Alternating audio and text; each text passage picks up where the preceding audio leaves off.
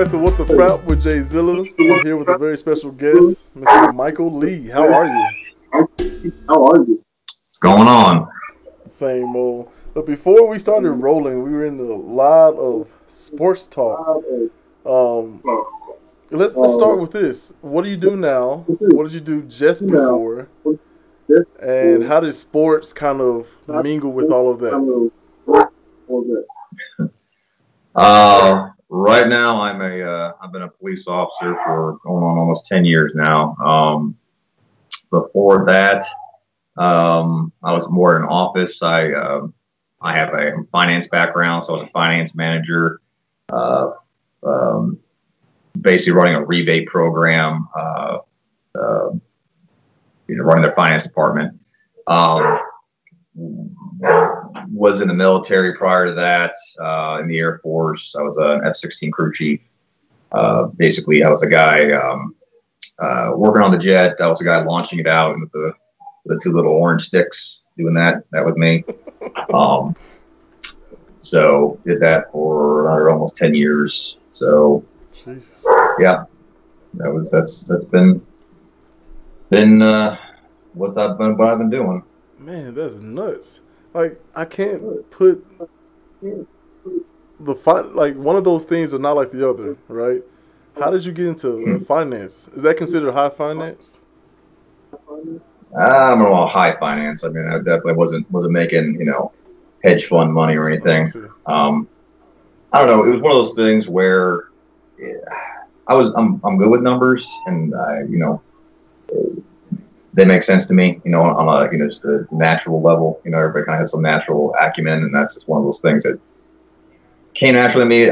I wasn't super excited about it, but I knew that there's opportunities for it in the job market. So yeah, I had that initial mindset of, look, I'm going to do a 9-to-5 job. I need to find something that is marketable that I can make some money at, and I'll enjoy my life outside of work. Work will be work. And then I'll go home and I'll enjoy that life afterwards. So I kind of realized, partway through that job that I was like, man, this is, you got to have some joy in what you do. Mm-hmm. And it was just like every day was spreadsheet meeting, spreadsheets, or spreadsheets and more meetings. It was just like, every day was the same, pretty much. It was just run the numbers, make a graph. Here's where our profits are. Here's the losses. What we're doing here. And I just, I was like, I may not be able to make as much money doing police work, but, I know every day, most days are boring, just like the finance job. But every now and then, something happens, and you don't know when it's going to happen. So, every day you go in, it's, it can get crazy, and it keeps it interesting, keeps you awake, and it's one of those jobs where I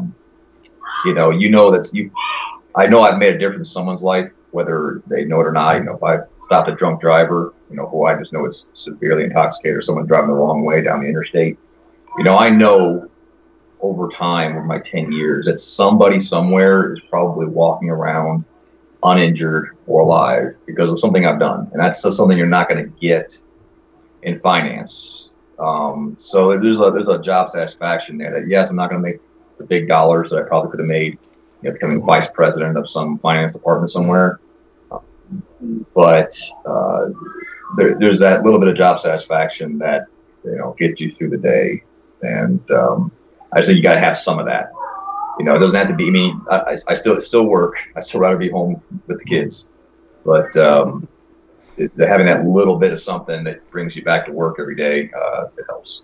As if you can read my mind, guy with the orange cones, waving people in and launching the jets. Yeah, that is awesome. Well, that's part of it. I mean, the nice thing about being a crew chief is that actually you're the chief of the aircraft, so you actually get assigned.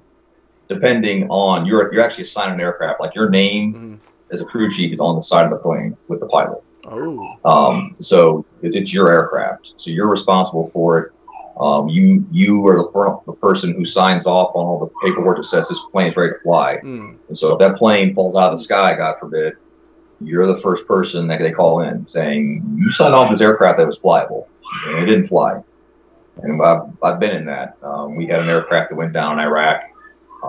It's pilot error. He got confused. It was a sandstorm. He flipped the plane over and crashed. But I mean, that second, they brought everybody who touched that plane in the last 2 months.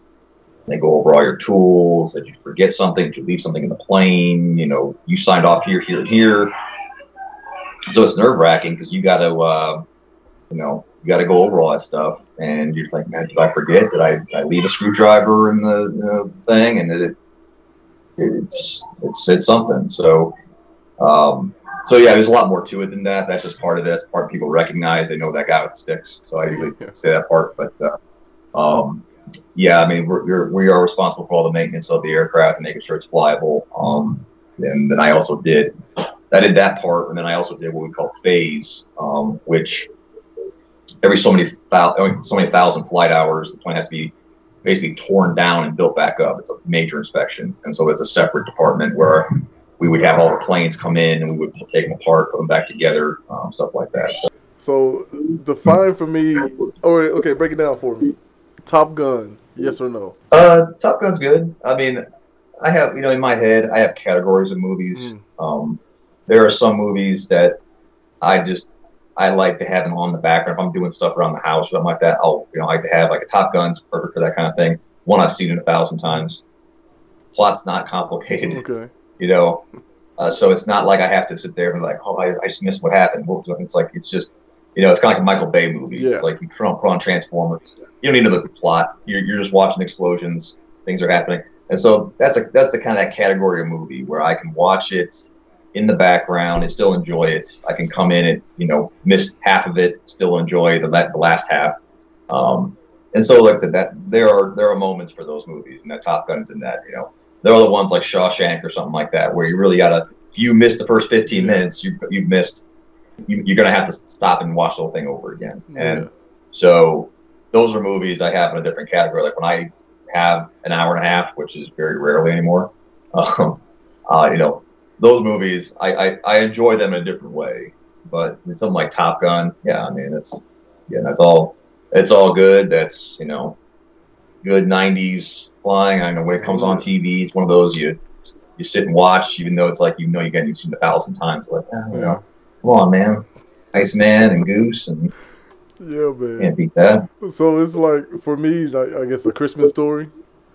Anytime that's on, I'm just kind of like, why do I still watch this? I don't know what it is about it, man. Nostalgia is a powerful drug. Well, that's a family tradition. On my dad's side, we used to do Christmas Eve on my dad's side, and the Christmas Vacation and Christmas Story. Like every year, we'd watch both of those. Like they were on. Like that was just a tradition to have those on. I'm definitely more of a Christmas Vacation than a Christmas Story, but those are still, I mean, they're, again, you don't know why you do. Like you've seen them 1,000 times, you're not going to recite them in your head. Yeah. But we, still sit and watch last half hour for some ridiculous reason. Yeah, man.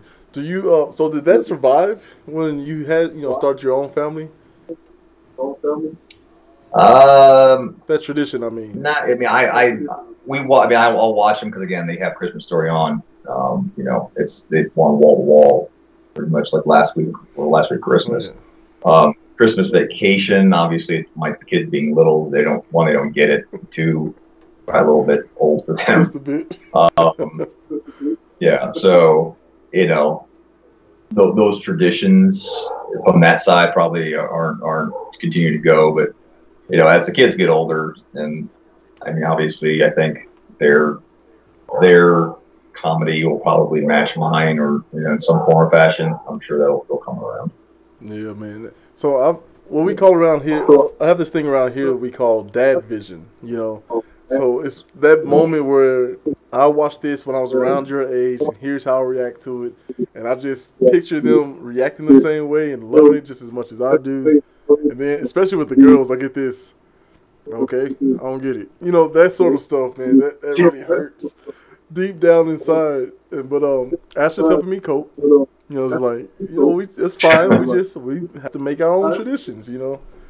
But you ever get Yeah, into sure. those moments where it's like dad vision wants to take over and like you sit here, you watch, you laugh here, you react this way, you know, or is it just me? Well, I work nights, so Mm, like right now, like I'm off. So I try to stay up all night. So I kind of reserve the time when the kids are asleep to watch the stuff that like the dad vision, I guess what you would yeah. call. Um, because you know as I said, the oldest being 11, he doesn't get it. You know, they'll laugh sometimes when I'm laughing, but they don't know what they're laughing at. They're just laughing because they think it's time to laugh. But you know, Crystal doesn't. Crystal and I don't. We have we have certain things that we enjoy. You know, they're comedically we get, but there's definitely some parts that we diverge. Like she doesn't like. I love watching like stand up Mm-hmm. comedy, and she's definitely not into that at At all. all? Um, I Oh. mean, I can't. I haven't found one that she'll watch a couple. Uh-huh. Like, but I haven't. She's not like one like, oh, I gotta watch this. Like this Yeah. person's like the best.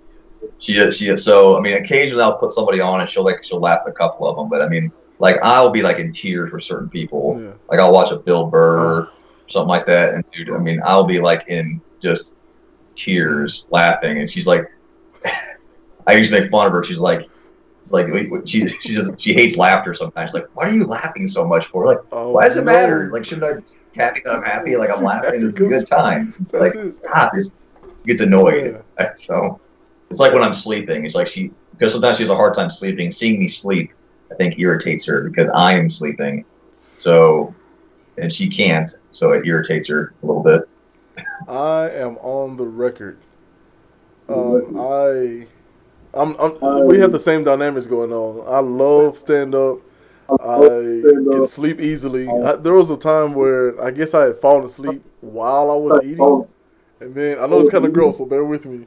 And so I kind of, whenever they woke me up, I just kind of woke up and started back chewing. And I've been asleep for a while, so it was just kind of like, oh, how are you this good of a sleeper? But yeah, I feel it sometimes in the morning when I'm all chipper and energetic and like, hey, how'd you sleep? And it's just this glare, like, ooh, okay, another one of those nights, Lever. You know, steer clear. Yeah, Yeah, I think it's just women in general. I think the sight of a man sleeping, something in their brain irritates them. yeah, They gotta they should be do cleaning something or doing something. right. He could do so much right now. What is he doing? What is he doing? What's the okay? What's the Yeah, he flip should. side? Like, what's the I guess lady version of that? Something we just watch them and just kind of like not a real reason, a real good reason to be upset at it, but just really gets you. Well, let me caveat the fact that this is going on the internet forever.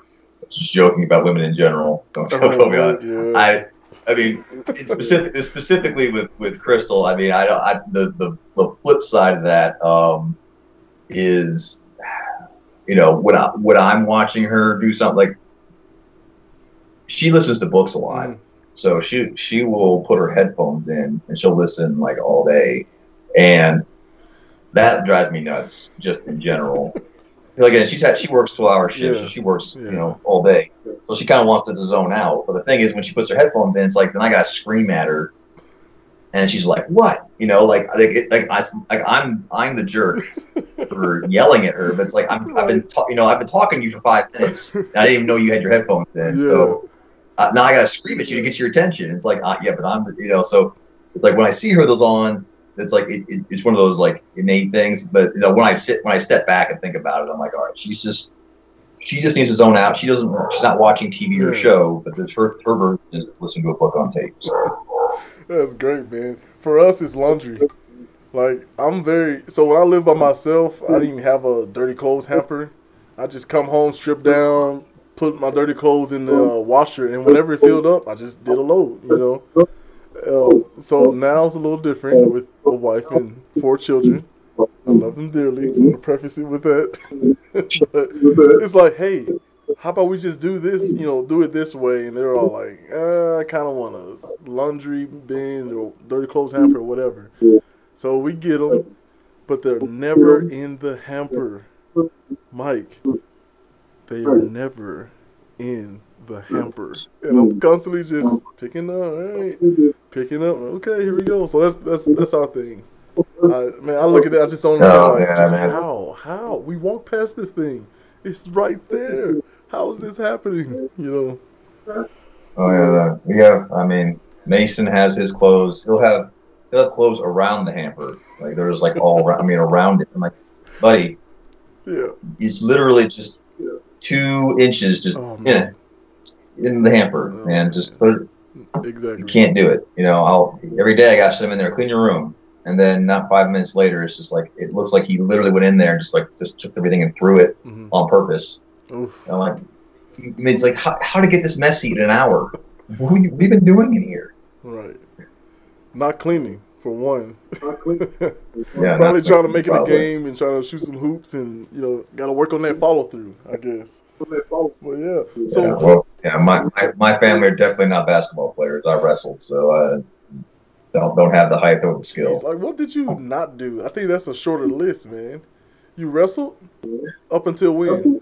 Yeah, I mean, I again, it was one of those things where I was just I did martial arts for a long time, and then I don't know why I got into wrestling. I mean, wrestling was just one of those things where it was like, I credit my parents. And we had a YMCA membership, Mm, and they kind of just put me into everything, which was nice. yeah. I try to get my kids the same thing. It's like try different things. My guys always tell them like, well, if you don't like it, just tell them. And we'll try something else. Yes. But I was like, try something. Go in and do something. I did gymnastics one time. I remember I took me to a gymnastics thing. I did indoor soccer. When I was when I was younger. And then I gravitated to what I liked, and I did wrestling once, and I was pretty good Mm-hmm. for my age, and so I just kind of kept doing it over and over again, and just kind of again, I just kind of naturally came into what I liked to do. So in that respect, I mean, to credit to my parents for and the YMCA for having again, you got an organization that had Right. a lot of different programs that you could just throw your kid into and be like, all right, try this, try me. I did swimming classes there. I did gymnastics, indoor soccer. I did a wrestling program. They had a karate program there. I did karate there for a while, and I went to an actual karate school after that because I got interested and wanted to follow through with it. So, yeah, I mean, I think that's super important. I don't want to, like Xavier, my oldest, he's into football, and I think a lot because I enjoy it. But I never wanted to force him. I don't want to be like, you're going to play. I play football, so you should play football. And that Mason, I don't think he really is into football. So, that's fine. I think I just want him to be into something. I want him to be active in some things. I think the most important part in general is just being involved, whether it's chess club or anything. Right. Because I mean, that's in high school. That's where you're going to make your friends. You don't have time to make friends necessarily in class. You're supposed to be at work. Maybe you can a couple of people here and there, but we're really going to make good friends in your sports, your activities, whatever you're doing. That's where you're going to make your core friends, and kind of that's the fun part to me. That's it, man. I know when I went to high school, it was sports. I mean, we come up in a day where what season in it? Okay, go get outside, go do something. Football, basketball, baseball, track, just whatever. If I could go back, I'd probably do more clubs. It didn't even really register with me. All those different clubs because most of my time, as soon as that bell hit, it was football or basketball or one of the sports there. But you bring up the YMCA. Can you imagine that there are some neighborhoods out there that have no programs like that? Oh yeah, that's again. I know they do they do try to boys clubs, the boys and girls clubs and stuff. But I mean, you're right. I know governments are always trying these low income areas. They're always trying to figure out what to do and how to do these things. But it's like those alone. I mean, because I can tell you, I mean, there were kids in my class and stuff that came from rough families, and those are escapes. I mean, you can talk to a bunch of these NFL players. Right. when you talk to them, when they tell them their stories, most of the time when they have these terrible childhoods, they say, well, my refuge was football field. My refuge was, even basketball, AAU basketball or whatever. Because one, they excelled at it, so that was a place where they could succeed. Right. But I mean, it was also kind of a team. They had, maybe something that they were lacking at home was some kind of parent figure, which was a coach. Mm-hmm. So, obviously, it's not going to help everybody. I mean, there's things going on that it trumps all that. But I mean, if you want to affect the most kids in the best way, having good programs, not underfunded, just throwing them into a overgrown field, throwing a flat soccer ball at them and saying, okay, we have a soccer program. Because you need good coaches, you need people who are involved, you got to have teams to play. So it's not, I'm not saying it's the easiest, it's the panacea, but I think that is the single most effective thing to do for kids, in general, for anybody. You talk about that. Have you heard Hakeem Talib's story? No, I can't remember off He's the top got of my head. some crazy stories. His grandmother shooting his father or his uncle. Just hit him in the leg. Oh, said something like, you better not touch that doorknob. There was some sort of argument or whatever, and she shot through the door and hit him in the leg. And then, or maybe this was his mom. And so they called their grandmother, which is his big mama, over to the house, and she said, "You better not say nothing." Right? Like, what? And so when the police got there, he was like, "Look, man, look.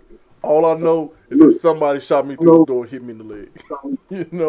Like, that's a wild story. And he just talks about it like, yeah, man, like we may talk about, Thanksgiving dinner. But they come from wild backgrounds, and I'm very interested to know what would happen if those sort of programs existed. What would happen if because I'm trying to I'm gonna sound really silly right now, but taking classes and just reading articles, I'm trying to get better at reading. But one of the things that I found is that just how remarkable the human brain is, how it can take an environment and just make it like, okay, this is normal. This is just how life is. And then you just have to figure out a way to navigate it. But those programs could do so much for so many, as far as giving them structure and discipline and not trying to shield them away from or steer them around trouble, but teach them how to navigate it, how to navigate it, what to do with myself when I feel anxious or afraid or maybe I feel frustrated and angry. How am I supposed to behave in the world that's going to be fruitful for myself and the people around me, all the parties involved?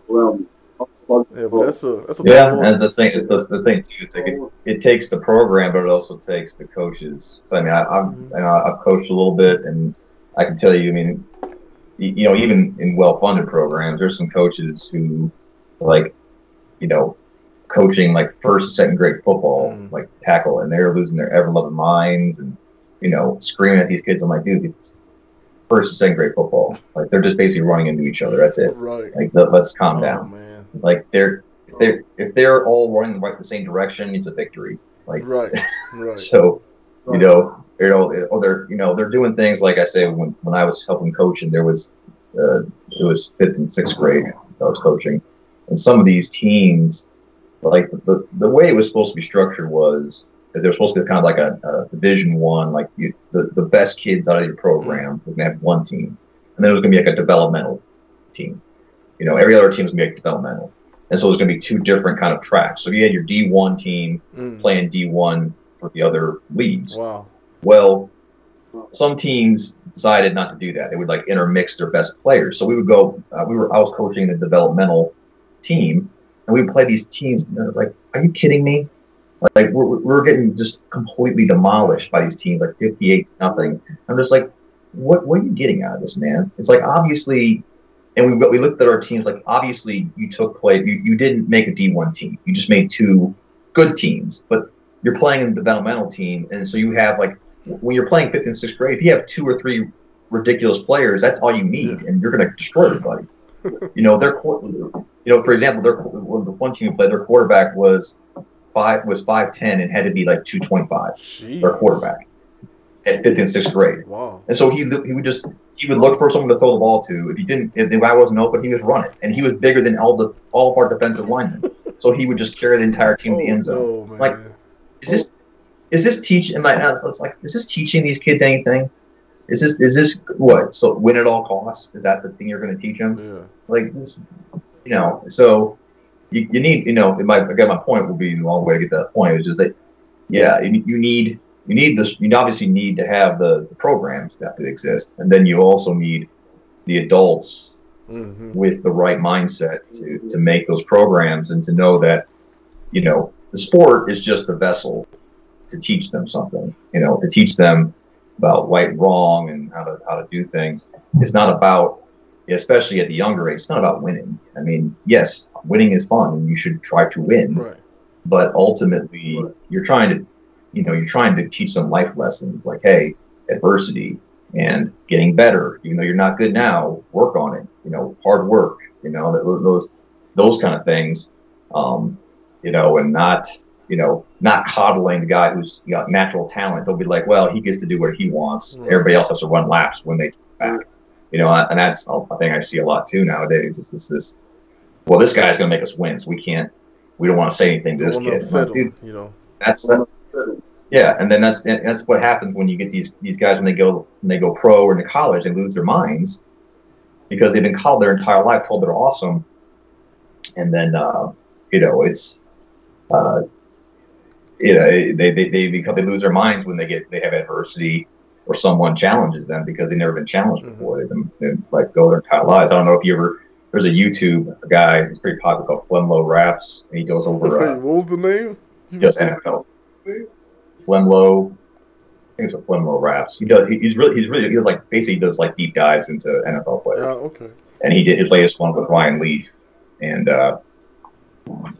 so, but I mean, it was that same kind of story. He was a quarterback from Montana, never had any good players come out of there, and you know, Ryan Leaf said himself, like, dude, no, I did whatever I wanted whenever I wanted because they knew I was the natural quarterback. I was going to be, you know, Division I, and it's so he like no matter what he did, people just let him skate all day long. Right.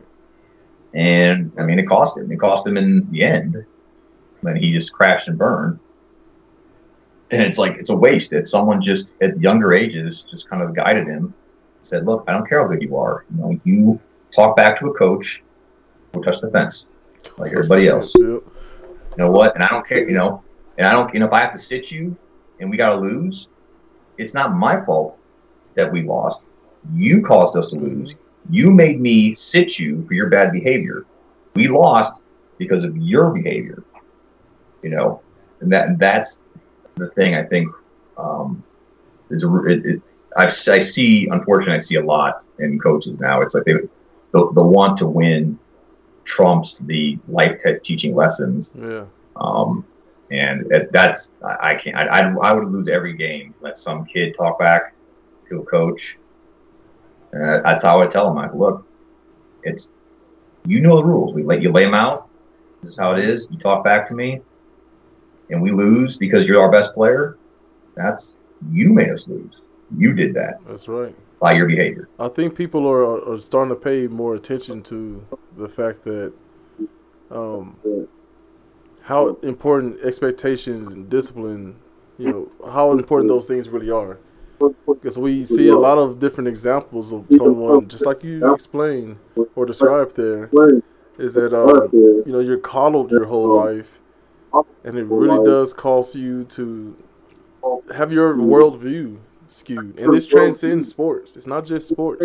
It's in everything. You know, one of my daughter's school, they had this idea, which I thought was a brilliant idea in theory, right? In actuality, it's a little bit harder, as usual, to actually, you know, losing my true thought here, to actually get it done, you know. So in actuality, it's a lot harder to accomplish.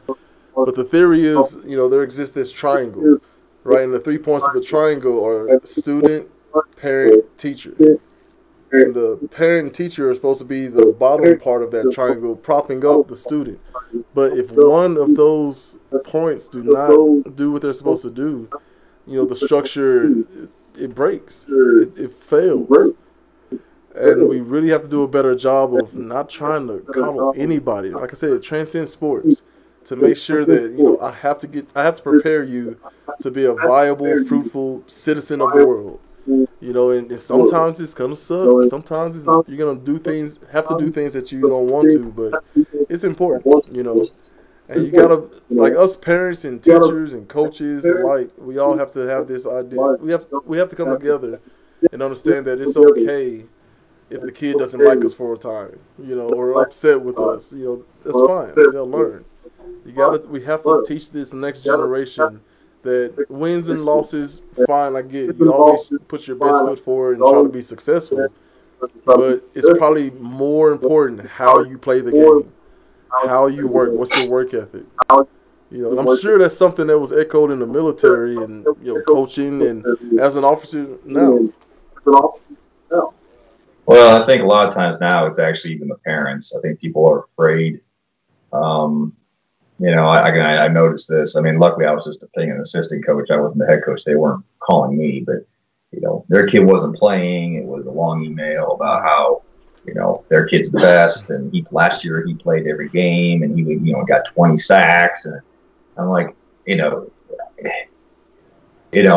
just give a quick example. I mean, there was a kid we had who he saw he had some talent, but he, I guess he played defensive end the year before and was successful. But again, because the grades, I think it goes 3, 4, third and fourth grade, and fifth and sixth grade. So he had just gotten into fifth grade. So now he's kind of at the bottom, younger end of the team.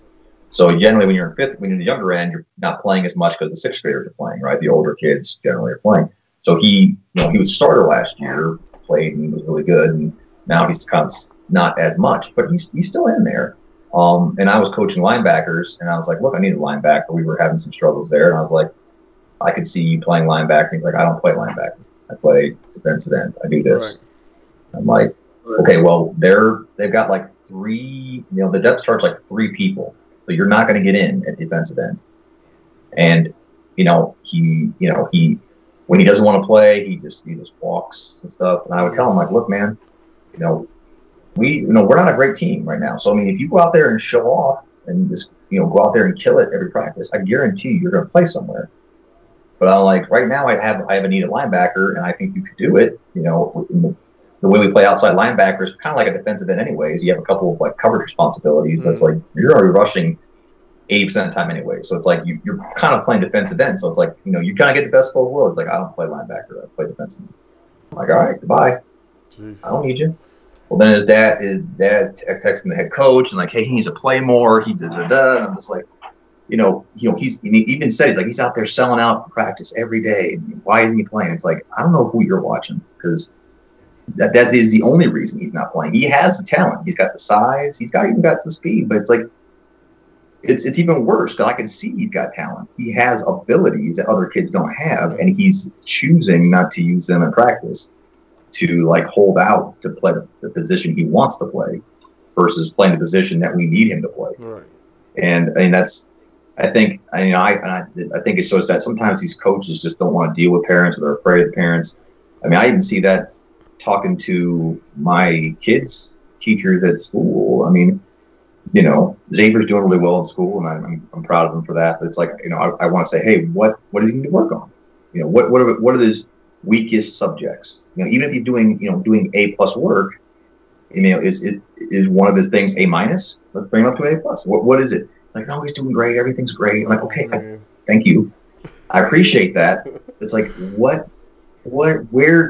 can we focus our attention? Mm-hmm. I only have so many hours of the day. I can't do all of them. So what is it? And it's like, you have to pull teeth. It's like, well, just I'm not going to yell at you, right, and I'm not going to yell at you. I love my kid, but I'm sure and I'm sure the parents, when they the reason they do that, they don't like that, is because they probably said something to a parent like, look, little Johnny's not reading well. he should be, here, he's not there. And they're like, how dare you, he can't, it's your fault. He can't do this. You need to teach better. And it's like, like, if you want to be a teacher or not, you got to tell parents, because, again, another example with our youngest Annika, with this whole COVID situation, she hit COVID in kindergarten when she's trying to learn how to read. Well, now she's kind of behind because she lost like 3 months of school to COVID, and then she rolled right into COVID for the first grade, so she was kind of behind reading. Mm-hmm. Well, we've been reading with her. We didn't really notice it necessarily. We don't know what grade level is. She's reading, and we're like, okay, that's fine. Well, then come to find out, then like one day they put her in like a reading intervention class, and we're like, well, why didn't you say anything? Like, yeah, like why she's not at grade level, and she got to be in an intervention class. It's like, we could have been addressing this at the beginning of the year. Now she's, you've lost 2-3 months of time, but because you didn't feel like telling us this stuff, now we're scrambling. Now we're having to do all this stuff and trying to hit it hard, and we don't know, what, she's first grade. Like, obviously she's not reading, Mozart, or she's not reading Shakespeare, but so where should she be? Give me some scale. Where should she be? Yeah, give me where she should be and give me where she is, and we'll try to make the difference up. But there's just like, well, we'll just put her in reading intervention, we'll figure it out. Like, well, 15 minutes, once a week is not going to catch her up if she's that far behind. So, I think it's, I don't know. I mean, people say it's always like a millennial thing. It's like the helicopter parents, and their kids are special, and nobody wants to say anything. I mean, I don't necessarily. I don't know if I believe in that necessarily. I just think at some point there was a time back in my parents' days where it was the adults versus the kids. Yes. You whoop your kid. If the neighbor had to whoop you, right, that was fine. Obviously the kid did something wrong if you're whooping my kid. Now I think a lot of times, rightly so, I'm sure a lot of times in those times the kids were telling the truth, like, hey, especially with like the Catholic Church and stuff, like, hey, the priest is doing some stuff, and it's like, hey, no, he's the priest, you're a stupid kid, and I think, like a lot of things, we kind of really overcorrected a little bit and said, yes, sometimes kids tell the truth, but they're still kids, so we should still defer to the professionals, the teachers. If the teachers, they're professionals, right? So we should trust them to say, Johnny can't read. This is what the situation is. You can deal with the information how you wish, but if you want to take Johnny out of school because you think I'm a bad teacher or whatever, that's fine. But this is the situation. Give me the information, and I'll deal with the information how I think it should be dealt with. I really think it's the overcorrection that we overlook a lot. We have one situation, and like you talked about, Joe Mulaney, I don't know if you're familiar with him or not, but he's got a great bit about that, man. I have to send you a link or something, but kind of like how it was adults versus kids, and that's just how it was. And I don't know, man, we went through the same thing. It's kind of this community aspect of raising a community of kids, right? It wasn't, hey, don't correct my kid, but now they have to be so hypersensitive to it that you have to be very careful at how you talk to kids, which is frustrating for parents like yourself and me, because I'm just like, just let me, like you said, let me know where she should be, where she's at, and then we'll figure out something together. But I don't want to have to like fish through emails and homework and just try to like track things down because I've gotten a progress report weeks after the initial problem. We really have lost that because it seems like they're afraid of confrontation. But yeah, and I mean, I get it. Nobody likes to have an angry customer or an angry parent come at them. But again, at the end, it takes a whole organization. Again, it takes your principal to back you and your organization to say these things. Like, then tell parents, like, look, what my teacher said. You can complain to me and say, well, this teacher, Mrs. Smith, is saying that Johnny can't read, and it's your fault he can't read. Like, the principal would say, like, look, man, I'm sorry, but here's the test scores. He's not where he needs to be. Now, and Mrs. Smith has a track record of doing just fine, as a teacher. So I'm going to defer to her on this one, and someone to back you up. But I think sometimes, especially, and I obviously I see this in policing as well. A lot of times, it's easier to kind of push that teacher, push that police officer on the bus, before the organization, say the organization, say, well, hey, that's a bad teacher, bad police officer, because then you save the organization. So it takes a whole organization to say, look, this is how we do things. We're gonna give deference to the teachers. Now, does that mean you just let teachers do whatever they want, right, and don't supervise them? No, but I mean, people make it sound like it's hard to tell if you got a bad teacher or not. You went to school, you knew who the bad teachers were. The other teachers knew who the bad teachers were. These aren't mysteries. You don't need to do a math equation to figure it out. Everybody knows. Like, Mrs. Smith is terrible. She's lazy. Doesn't do anything.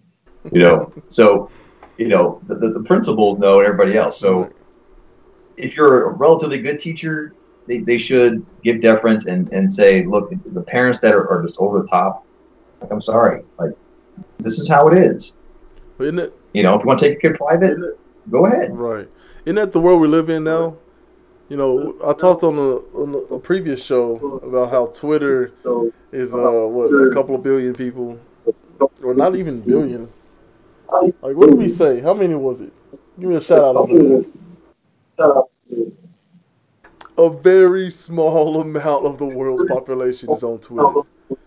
But because they're the ones making most of the noise, and it's a large sample size, which I understand that from an advertising standpoint, but when this stuff starts to leak in and change policies, that's when it can get a little tricky. But that's what it takes, top to bottom, everybody working towards the same goal without looking at the outliers or the very small group of people who are just being those helicopter parents, who are being unreasonable, But that's tough to do in any job, No, yeah, I mean, it takes true leadership. I think that's the hardest thing. When you have people in leadership positions, they need to be leaders. And part of being a leader is stepping in front of the bullets. In a military kind of analogy, I've seen. I don't know if you've ever seen that. There's like a meme, a picture. They show like an Egyptian hieroglyph. It says top one says boss, and the other bottom one says leader, and the boss one has a bunch of people pulling a gigantic rock with the person sitting on a chair on top of the rock, pointing and saying, "I'm the boss." And the other one is with leader, has the guy in front pulling with everybody behind him pulling the rock, and says leader. That's a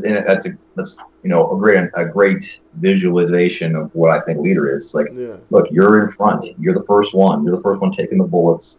So when the parents are screaming, you call in. It's like, and when the teacher is like, look, Mrs. Johnson is screaming because Johnny can't read. Like, the principal says, I'll take care of it. She won't call you anymore. I'm on it. And if she got a problem, she can call me. And when you have that in an organization, I don't care if you're a police officer, teacher, whatever your job is, and your boss has your back, as long as you're doing what you're supposed to do, but is going to, give the benefit of the doubt to you, even if it's like 50-50, like, it's kind of gray. It's like, that gives you the confidence to talk to these people and say, tell the truth. But if you step out of line, if the parent thinks you're rude, and one misstep and one complaint to your principal, and they're going to be like, oh, I'm sorry, I'm going to give you a bad report. This teacher said this parent was complaining about you, so I'm going to, put this check mark. You've had a complaint. It's like, well, then what's the point? I'll just tell them Johnny's great. We'll pass them on, and then I'll keep my job, and my reports will be better. Right. So, I think we have a lack of leadership on a lot of levels, and that starts the ball rolling for these kind of bad situations. If you had, well, I don't want to say absolute power, but if you could wave a magic wand, what's something that you can see that will help turn this ideology around? Well, again, I think it I mean, it starts with kids. I mean, it starts with examples of good leaders. And again, we talked about youth sports. I mean, if you start young, it's so hard once they become teenagers and adults. I mean, the bad habits start young, you know. So, when if you're a high school football coach or a high school teacher, and I keep using the word Johnny, but Johnny comes in, he's already got a bad attitude about the supervision, about authority, Right. and to try to flip that around all of a sudden, it can be done. It's just really hard, and as you go on, it gets harder and harder and harder, and so. And then the problem is, as they get older, the consequences get worse, right? If you mess up, and when you're like under 18, you go, have a juvie record, it goes away, for the most part. Even some really serious things go away, and so you can kind of recover from those bad decisions, But if you get, coddled and all these things happen, and by the time you're an adult and you make a mistake, now you got an OBI. Now you can't get certain jobs, or maybe you even got a felony. Right. Now you're locked out of a whole slew of jobs, and it's almost unrecoverable, and so your whole life is now completely upended, and it's really because you weren't given, unfortunately, you weren't given at the beginning the right and wrongs, how to be a leader, how to be a follower, which are like equally important. You got to start knowing how to follow before you can lead, and having examples of what leaders are. Because again, I think when you're seeing coaches, coddle the good players and punish the bad ones, and it's like that's your example, right? Okay, well, winning is more important, right? Winning is more important than teaching life lessons, all that, doing the right thing, blah blah blah. Yeah, that's great, but winning number one, obviously, because this guy, Terrell Pryor, I'll use for an example. This guy's the best. He's our meal ticket. So, well, he can do whatever he wants, and people pick up on these things. I mean, from having kids, there's a whole bunch of things that you do every day. You're like, and then your kids start doing it. And you didn't teach them it. You didn't tell them to do it, but they just started doing it. And you're like, that's weird. Like, I didn't tell them. But they've been watching you all day long. Man. And they do it now. And so, people think that kids are dumb. They don't pick up on these things. They pick up on every cue. That's what Right. All I do is they look at the adults around them, and they say, this is what an adult needs to be. Here's an example of the most successful person around. The most successful person around me. Sorry. The most successful person around me. Okay, that's my. You can name that theme song.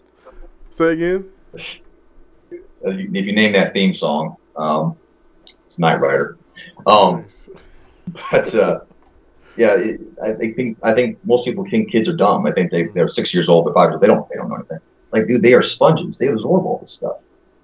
And people wonder why, like things like all these bad habits. Like, why are we perpetuating? Like, dad goes to jail and the son goes to jail and all this. It's like, because I learned it from you, Dad. They see, they look around and they say, well, the most successful person I see around me is the drug dealer who has the most money, the most girls. He's the most successful person I see in my neighborhood. So why would anybody think logically that I'm going to go work at McDonald's for $8 an hour when I can go do this thing over here and make money and be the most successful person I see. It's indirect and direct teaching of kids, and the younger the better. Right. It's marketing, right? Right. It's marketing. I talked to a couple of my buddies from my neighborhood, and what we seem to all agree on is no one's getting the full picture. They're getting these snapshots, right? We even talked about growing up how there were certain TV shows on where it was, you had your Family Matters, and just all kinds of like family oriented shows where people were working regular jobs, firemen. I feel like The Rock was a fireman. Then you had Winslow, who was Officer Winslow. All these blue collar jobs, and kind of showcasing what it was to have a father, to be a good tax-paying citizen. And then there was a huge switch somewhere down the line to where it was, the bling bling era, he called it, right? It makes sense that marketing, that message gets out. It's Michael Jordan, Master P, or like you said, it's your local drug dealer, your local. I mean, it's just. I get scared sometimes when I see my kids exhibit my bad behavior. I can have a temper, and it could be me just thinking I'm by myself and just like, come on, man. The old athlete thing. Muttering to myself and trying to psych myself up and all that sort of stuff. And then to see my 4-year-old, do it, or my 4-year-old son do it, or my 15-year-old daughter, just kind of like, it's like, how much of that is me, and it really makes me want to just, I've started like meditating and everything, like just trying to figure out how can I do this job of parent better, because I see my impact, on my family. Working in a job like you do, you're in the military, you play football, you wrestle, all these different disciplines. Just like your current one, how do you gain, I guess, the trust in people who are coming in? That next recruiting class, I guess. How do you get them to trust that doing it the right way will yield the best results? It's tough. I mean, because it's all about incentives. What are the incentives that they're putting in front of you? Because you can like I always say, talk is cheap. You can say, do the right thing, and this is how it should be done. But if you make an incentive structure that makes things more, to make things better, to cheat or to do things differently, you're human, right? Like, you want to make people happy. I mean, I know I've used this example before about like the whole situation at Wells Fargo with the CEO making these what they say, like they had eight accounts per person. Oh, right. Which was it was like something that nobody realistically could do. Like, who has 8 accounts with one bank? But like anything else, that was the incentive. And so maybe one person with some ridiculous salesman could pull it off, maybe legitimately. But majority of people, there's no way. Well, then they see Steve over here. He's getting all the praise, getting all the bonuses, getting all the thing for doing. He's got 8 cuts. Well, they say, well, maybe I'll make up this account. It's not a big deal. I'll just make an account. I'll make it look nice. Well, now that person is getting praise. He's getting bonuses. He's getting promotions. You're doing it the right, and you're over here in your cubicle doing it the right way. That person's doing shady stuff, right. but he's getting the promotions. He's getting he's going every year. He's getting the high fives. Like, look at Steve. He's another 8, and that's how it builds. So then it's like, well, to succeed, they're saying do it. I'm sure that it's every year it's like, do things the right way, serve the customer, do this. But on the side, their managers are like, look, if you wanna move up, you wanna get that raise, you gotta do what Steve over there's doing. I don't know what Steve's doing, but he's doing 8. He's got averaging 8 counts per customer, and then everybody figures out how he's doing it, and then they start doing it, and that person starts doing it, and that person starts doing it, and then you have what happened where it was like you had 1,000 people doing it, and what their excuse is saying, look, that was what I was told to do. They didn't tell me explicitly go up and make up 8 accounts. But by their actions, by praising the people that they knew and we all knew were doing shady stuff, that is implicitly saying to everybody else, either you do the shady stuff, don't tell me about it, keep me clean, but you need to do this. And that happens. I mean, unfortunately, in policing, that happens in any job, because the managers want their bonuses, they want to look good, so get us the numbers that we need. And some people do it the wrong way. And again, you have to have that deep moral code. It says, look, even if I'm not going to get the promotion, even if I'm not going to look good, I still got to sleep at night. But some people don't have that. But that has to be incentivized, right? Well, ideally, yes. Ideally, you would incentivize the good behavior. You would incentivize to say, look, but unfortunately, that takes leadership. It takes leadership, and it takes someone really doing a deep dive and saying, okay, yes, Jan doesn't have 8 accounts in the Wells Fargo example, 8 accounts per person, but we know that this person is doing the shady way.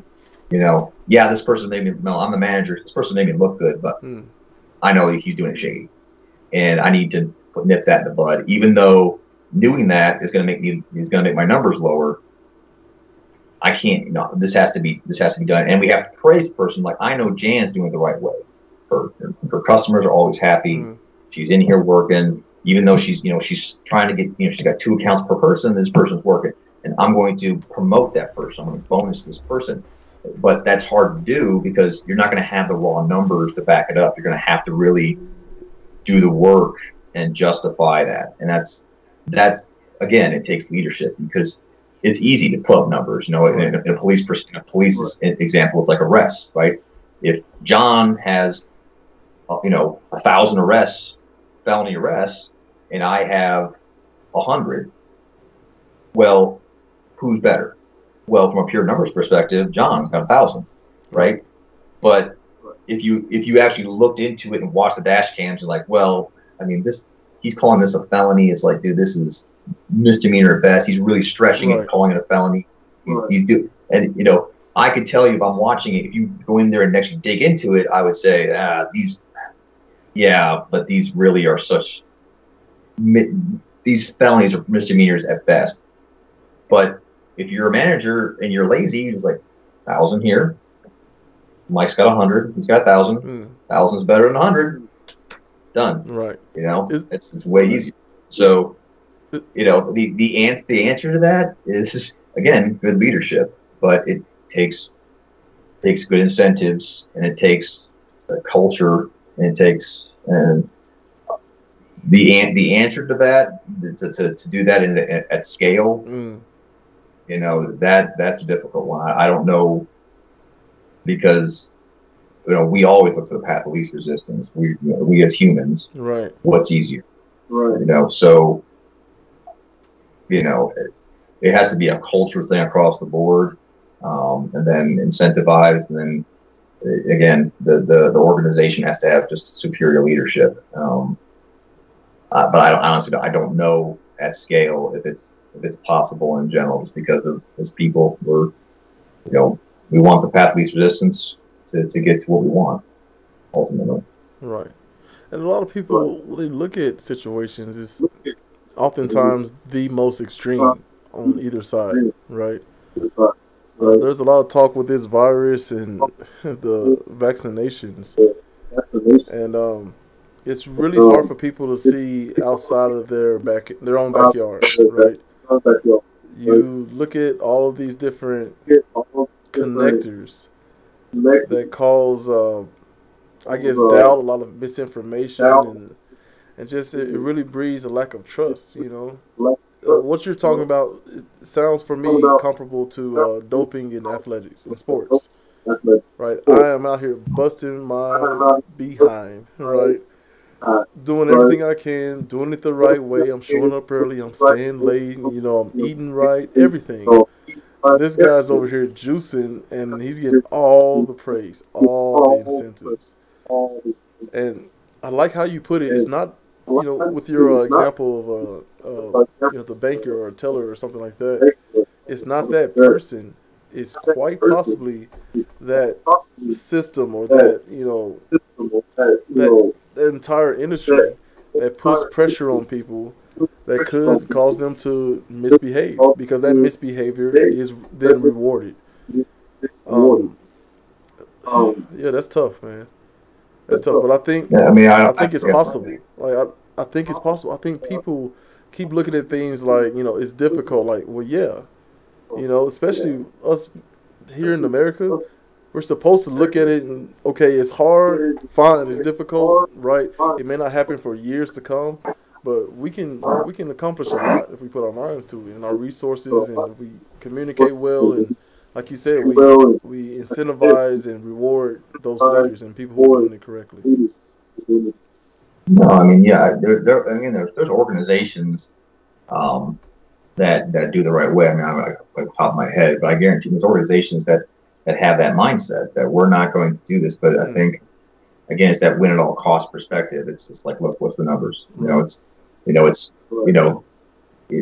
a culture, and it's and kind of that capitalist perspective of whoever has more money is more successful. You know, if you have a dollar, if you make a dollar more than me, you are a dollar better than me, right? Yes. So in that kind of zero sum raw numbers game, you know, who cares how I got that dollar extra than you, right? At the end of the day, like, yeah, you might judge me morally, but I still make that dollar more than you, so I win.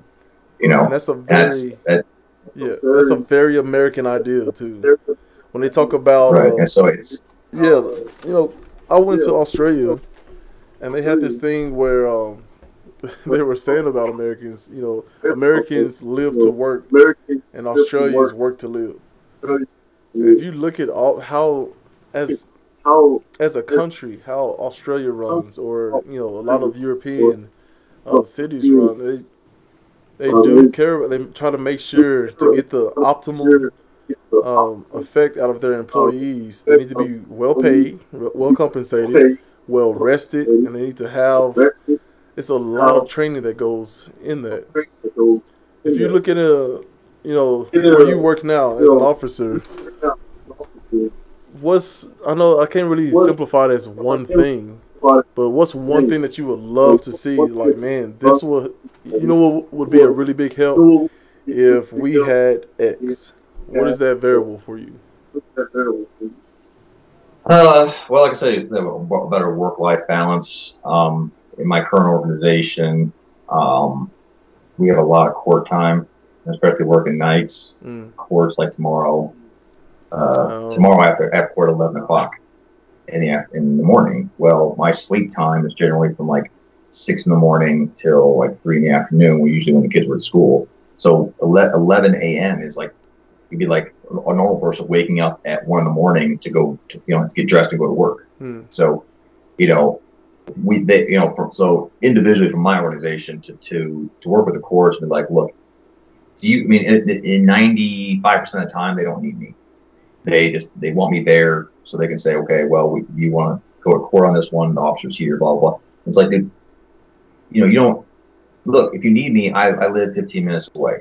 I mean, call me if he wants to, you know, go put me on the stand, I'll be there. But I don't need to be here 3 days a week to sit here and then you tell me you don't need me. Sit here for 2 hours, tell me you don't need me, then I lose 2 hours of sleep. You know, this is, you know, so the work-life balance, like you were saying, it would be helpful.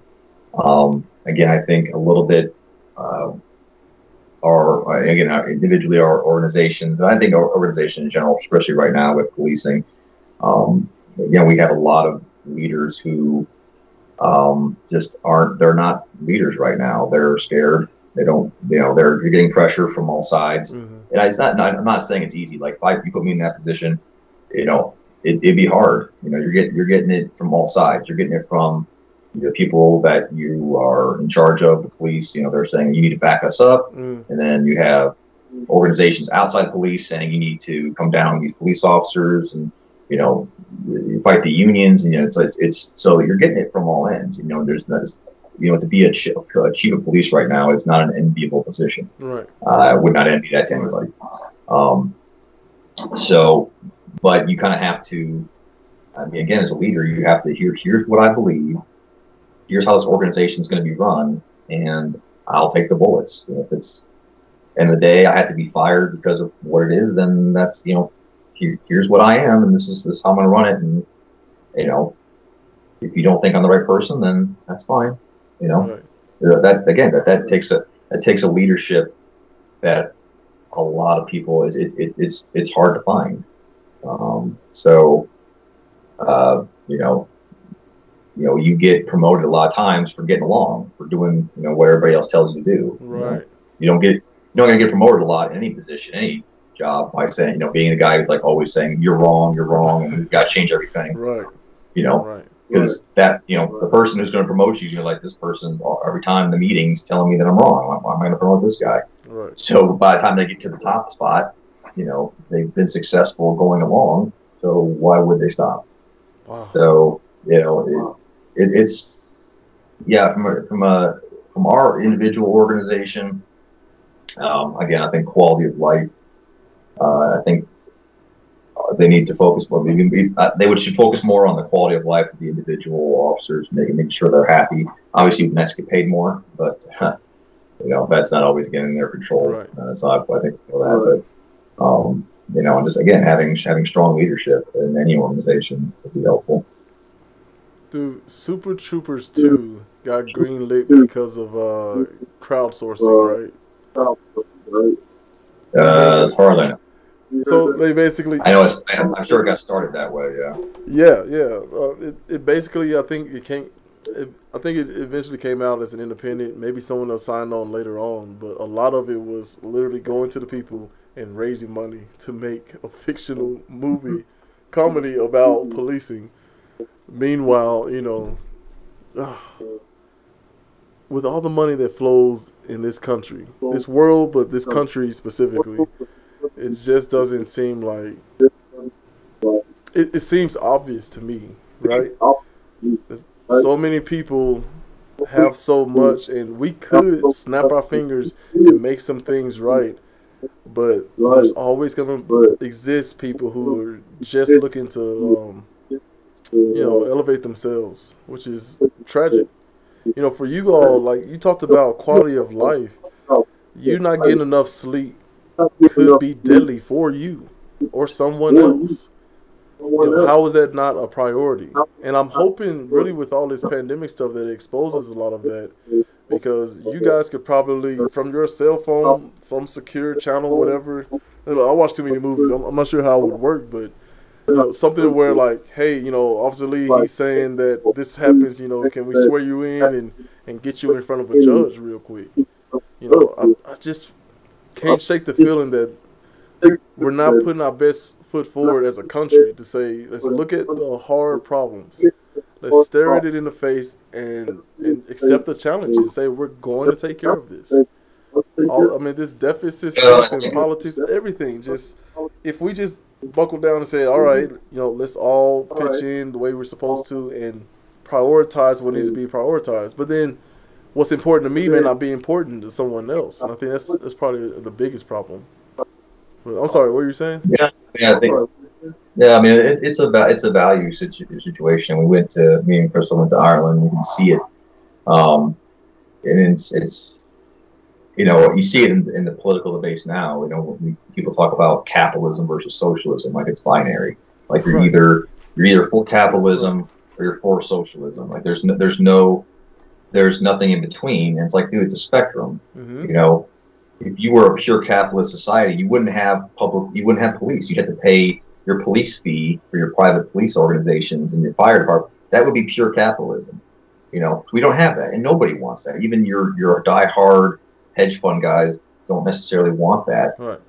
So it's like you're not pure capitalist either.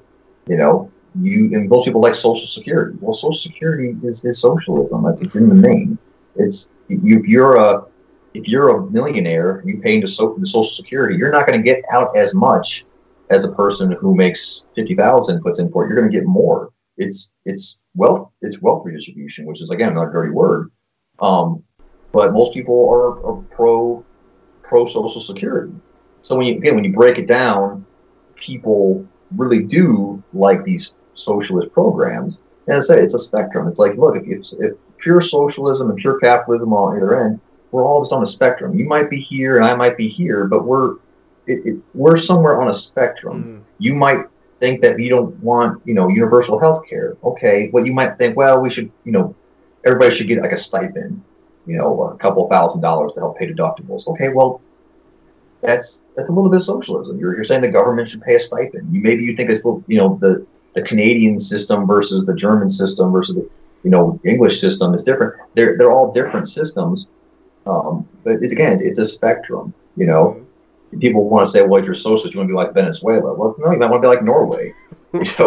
There are two different. You might categorize them as socialist, but first of all, they're different, and they're different systems, and it's really again about where you prioritize money and how do you value money. And again, I think in this country we have overemphasized the simplicity of, again, if you have more money, you are smarter, you are better by definition. Like anything else doesn't matter, right? How you got that money, what you did to get it is irrelevant, right? You by definition, you're a millionaire, you are better. You are here, and everybody else that makes 99,900 whatever is going to be down here. Right.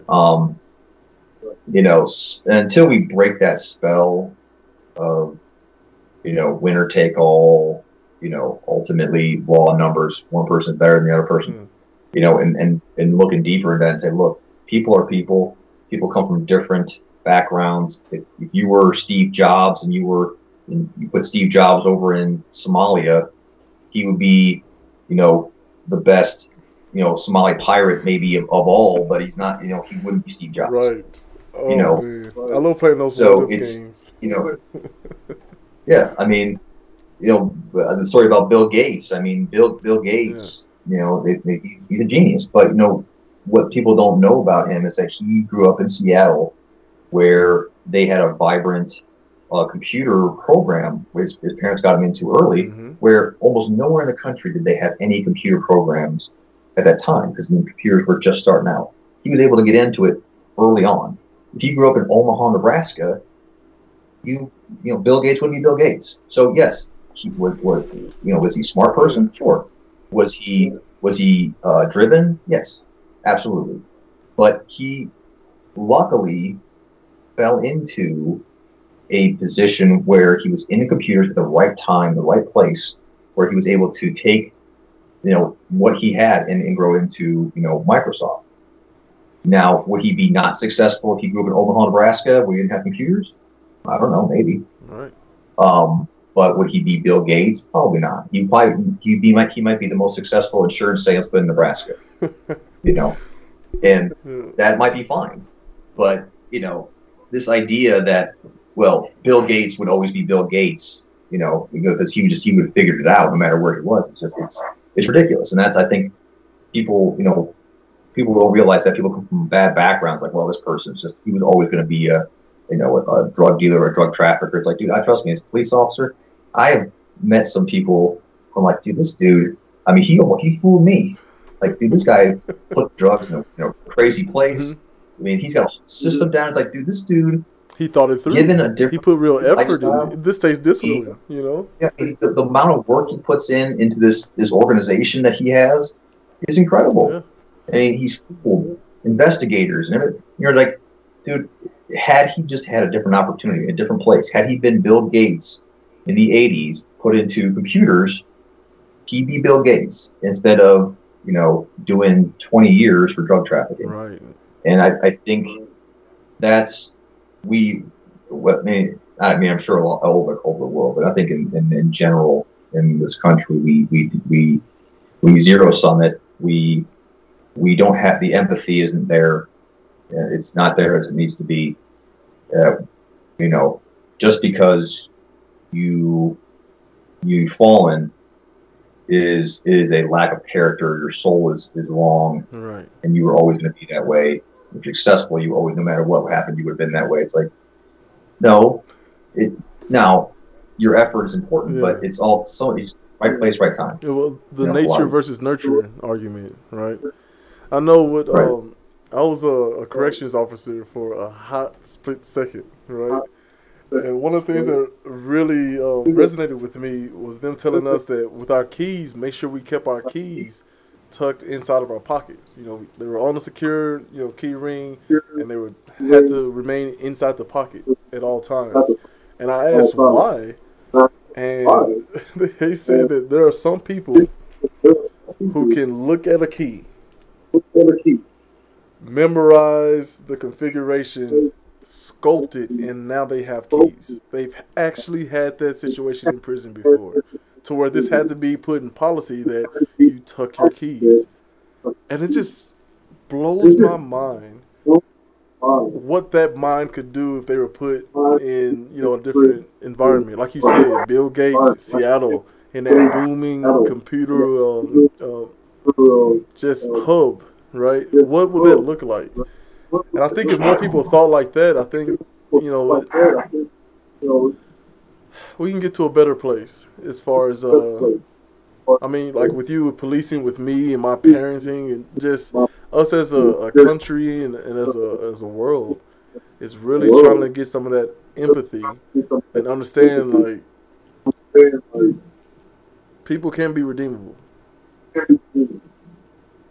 Yeah, I mean, you have to look past. Again, it takes more work. It just takes looking past the raw numbers and looking past the criminal record. And unfortunately, I see it in policing all the time, and it makes me sad. It's like, oh, this person's, part of my friend's an S-bag. I don't know what I'm allowed to say on this, but, and I'm like, how do you know this? Like, what are you basing this on? Right. It's like, listen to this dude's life story. Listen to what he's gone through. He watched his brother get shot, in the street. His parents were never there. He basically raised himself. Like, what do you expect? What would you think is going to happen to this guy? I tell the story, and it's brought me to tears a couple of times, where I pulled over somebody, and these two people who were obvious heroin addicts, I don't know, the husband and wife or boyfriend, girlfriend, or whatever. And I mean, I had to search their car because there was just drug paraphernalia all over the place, with needles and everything else. And they had a little girl, maybe 4 years old, 5 years old. Oh. Reminded me so much of Annika. She was like so bubbly and happy. She's like, I'm having my flashlight. She's like, can I help look? She doesn't know what I'm looking for, but she's just happy to be around. And after I got done, I had to take a second to think of myself, because I was like, dude, what? I know this girl is gonna. I mean, chances are, this little girl who reminds me exactly like my little girl, who, given the right environment, I mean, she's happy now. She's happy with 2 heroin addicted parents, and God knows what she's seen already. Right. And so she still has this happy-go-lucky attitude that just couldn't be happier to be alive. But I know that statistically, she's going to be probably, if lucky, maybe get through high school pregnant. Probably hooked on drugs. That's just statistically what's going to happen to her. And it made me sad thinking, this girl, given the right environment, could be hugely successful in life. But there's nothing I can do. I had to let her drug addicted parents drive away and didn't find anything. And I was like, it's sad. And again, she'll be written off. She'll be written off one day. Someone will arrest her, like, oh, just another, prostitute or something like that, just or drag on society. It's like, everybody you arrest, you think this person is just an S-bag. It's like, they were that 3-year-old girl that I saw, that 4-year-old girl I saw once, who was just a perfectly fine girl, grew up terrible. You think they're dirtbags, but it's like, well, what do you think you would have done in that situation? How would you have fared? And people just assume, like, well, again, they think that internally their soul is better, that you could have put them in the worst environment and they would have grown up exactly the way they were, and they would have done right from wrong and followed the law and gone to college. And I'm like, dude, maybe, but statistically, no. Statistically, you'd be, stealing cars, selling drugs, just like everybody else is, and if you think of it from that perspective, we got to do our job. I can't, if you're stealing a car, I can't just be like, well, he's had a hard life, so, good luck to you. Right. Have fun. Bye. I still got to arrest you. You have a job to do. But the difference is that I don't have to treat you like garbage. As long as you're not fighting me or kicking me, and then you give up and you say, hey, man, I'm done. Like, all right, dude. I put you in handcuffs. I can treat you right, because I know it's like, dude, I can't imagine what's brought you to this state. and it's sad. It makes me sad that you think that this is the right way to be, and this is what you should be doing. And I think that is something that in policing, we need more of. It's just the empathy, that to know that because someone's doing something wrong, and even if they're treating you like crap or calling you a pig or whatever, it's like, if you really sat and talked to this dude about what he's been through in his life, like, I would imagine you'd think differently. Well, that is it. See, we gotta pay more people like you. That's what it comes down to, man. But before I let you go, give me a positive experience you had as being an officer that helps to, I guess, reminds you that, like, okay, this is somehow working. There's a lot of flaws. There's a lot of improvement to be made, no matter who you are. But give me a situation where you looked at it and was just like, okay, yeah, I'm doing what I'm supposed to do. So we can kind of end on a positive note here. Well, I mean, again, in general, in my policing, I'm a little more proactive. Again, my group, we focus a lot on drunk driving. In that perspective, because it's proactive, I know that I'm preventing, there's just a sheer number of people that I've stopped and gotten off the street when they've been the most impaired. I mean, again, very few jobs you can say to somebody, like, yeah, a person doesn't know it, but I say there's a person out there who is alive or is unhurt. Dude, I've stopped people who I literally, had I not stopped, I mean, they were rolling off the road, hitting things. It's like there's no human way possible this person would have made it without hitting someone, killing themselves, or killing somebody else, or hurting them at least. And you stop them. And again, that person doesn't know it, but that person that was a half a mile down the road, crossing that intersection, had I not been there, had stopped that guy, would have T-boned you, and you were burned up, or got seriously hurt. And that is something for me. Just it to know that it brings kind of gives you something like I'm doing something right. I'm hopefully doing something right. And the way I treat people in general, like I said, I've had people I've arrested, and they have long records of, you can see when they've had resistance with police officers. And when I can arrest them, and they're like, dude, I mean, you didn't fight me or anything. It's like, again, if you just show people respect, even if they don't deserve it, in general, you just keep showing them respect. And not everybody, but most people, if you show them respect, a lot of times it's the first time they've ever been shown respect. Most people treat them like garbage because they treat people like garbage. So when you show them respect, they don't know what to do. They're so used to people come back at them with disrespect. That's what they're looking for. And when you go back and say, hey man, look, dude, okay, I don't care what you did. Just, I got to do my thing. I got to put you in handcuffs and sit back in the car, do the paperwork. Just be fine, man. Well, are those cuffs too tight? I'll loosen them up for you. We turn the heat up. I know it's cold out here. And we turn the heat up a little bit for you. I know you're not comfortable back in my car, but I mean, whatever little thing can I do for you? Too hot? You too cold? And just those little things, a lot of times, it calms people down. It's like, wow, he cares that I'm too hot or too cold. He cares that my handcuffs are too tight. Most people are like, good. I hope the handcuffs are tight. I hope you're freezing back there. Yeah. Like, okay. Why? As long as that person is, as long as that person does what I ask them to do. So that gives me that gives me joy in my job. When I can say this person looks like he pretty much fought every cop he's dealt with, and just gave him a little respect, and he's like, dude, do whatever I asked him to do, and knowing that someone's out there having a good life and wouldn't have, well, if I wasn't out there. So So, on a positive note. On the positive note. Well, there you have it, man. I appreciate you doing this. Appreciate your time. I appreciate your service. There you go, Officer Michael Lee. Thanks for stopping by. You hear me?